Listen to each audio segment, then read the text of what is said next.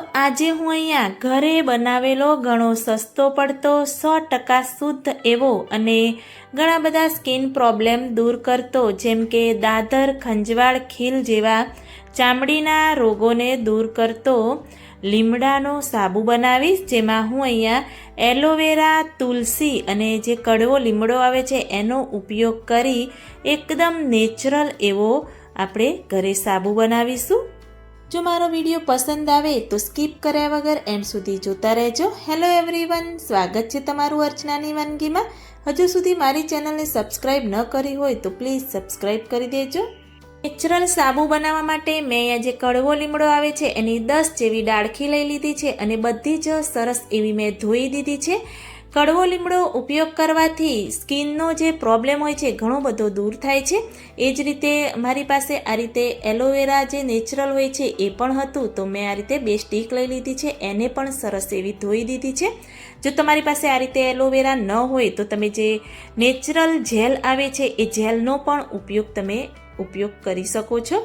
એ જ રીતે મેં અહીંયા થોડા એવા તુલસીના પાન લઈ લીધા છે, એને પણ સરસ એવા ધોઈ દીધા છે। તો એક બાઉલ લઈ લઈશું, એમાં બધા જ તુલસીના પાન આપણે અંદર લઈ લઈશું અને જે લીમડાની ડાળખીમાંથી બધા જ પાન આપણે આ રીતે અલગ કરી દઈશું। ડાળખીને અલગ કરી સાઈડમાં રાખી દઈશું અને પાન છે એ બધા જ બાઉલમાં લઈ લઈશું। બધા જ પાન બાઉલમાં લઈ સાઈડમાં લઈ અને આ રીતે એલોવેરા લઈ લઈશું। એલોવેરાની ઉપરની જે છાલનો ભાગ હોય છે એ આપણે આ રીતે દૂર કરી દઈશું અને અંદરથી જે એલોવેરાનો પલ્પ હોય છે એ આપણે બધો અલગ કરી દઈશું।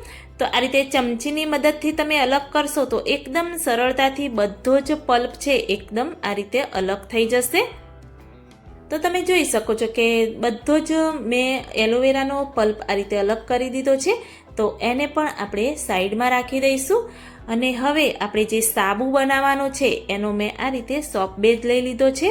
સાબુ બનાવવા માટે આપણે આ રીતે સોપ બેઝ લેવો ખૂબ જ જરૂરી છે, એના ઉપયોગથી જ આપણો એકદમ સરસ એવો સાબુ બની અને તૈયાર થાય છે। તો આ સોપ બેઝ છે એ 500 ગ્રામ છે। આ બધાનો હું ઉપયોગ નથી કરવાની, આમાંથી અડધો જ આપણે ઉપયોગ કરીશું। તો મેં અહીંયા ગ્લિસરીન સોપ બેઝ લઈ લીધો છે, તમે કોઈ પણ બીજો અલગ ફ્લેવરમાં આવતો હોય છે કેસરવાળો કે એ પણ તમે લઈ શકો છો। તો આ રીતે ટ્રાન્સપરન્ટ સોપ બેઝ છે એનો મેં ઉપયોગ કર્યો છે। તો અડધો આપણે આ રીતે કટ કરી દઈશું અને એને સાઈડમાં રાખી દઈશું અને તમે જોઈ શકો છો કે એકદમ સરળતાથી આ રીતે કટ થઈ જાય છે। તો આ રીતે આપણે બધા જ સોપ બેઝના ઝીણા ઝીણા એવા ટુકડા કરવાના છે। તો તમે જોઈ શકો છો કે એકદમ ટ્રાન્સપરન્ટ એવો આ સોપ બેઝ છે।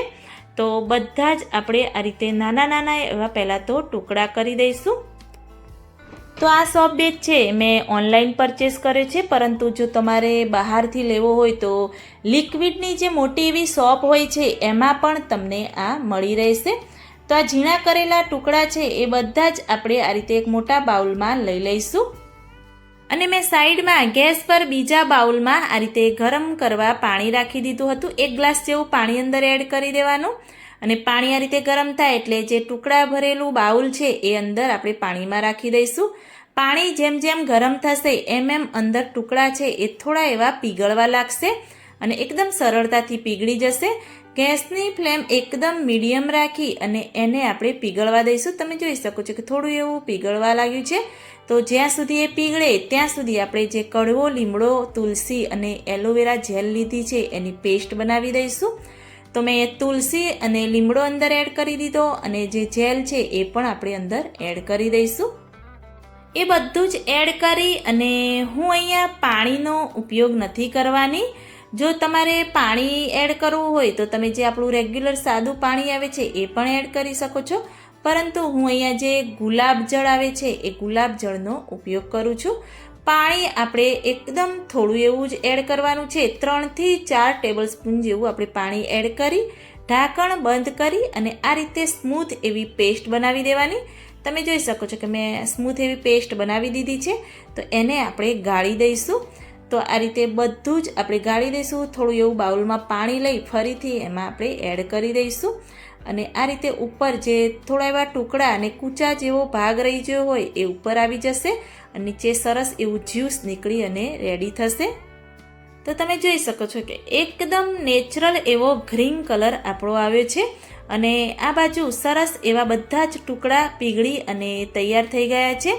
તો આ રીતે બધું સરસ એવું પીગળી જાય એટલે ગેસની ફ્લેમ આપણે બંધ કરી દેવાની અને હું અહીંયા બાઉલને પાણી સાથે જ આ રીતે આપણે એને નીચે ઉતારી દઈશું. તો સોપબીજનું જે પીગળેલું બેટર છે એ પાણીમાં આ રીતે જ રાખવાનું અને એમાં જે ગ્રીન પેસ્ટ આપણે બનાવી હતી એ પેસ્ટ અંદર આપણે એડ કરી દઈશું. એ એડ કરી અને મેં અહીંયા વિટામિન ઈ નો એક આ રીતે કેપ્સ્યુલ લીધી છે એ પણ આપણે આ રીતે અંદર એડ કરી દઈશું.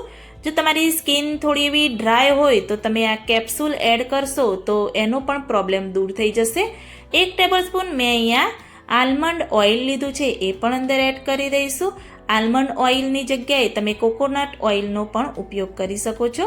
બંને એડ કરી અને મિક્સ કરી દઈશું.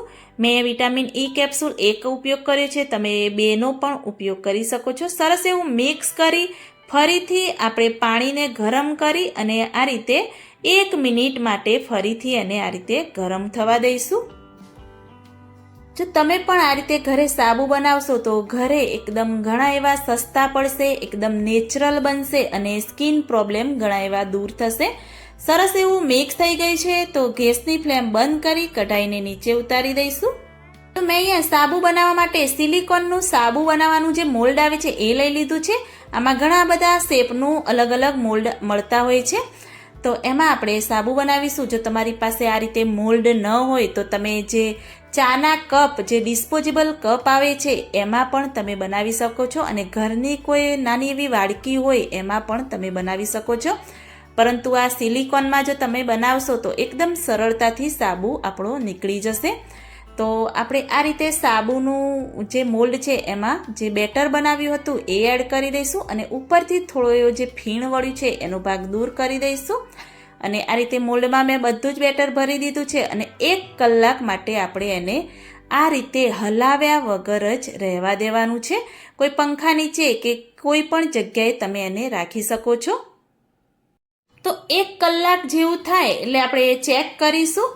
તો તમે જોઈ શકો છો કે એકદમ સરસ એવો આપણો સાબુ જામી અને તૈયાર થઈ ગયો છે. એકદમ કઠણ એવો થઈ ગયો છે.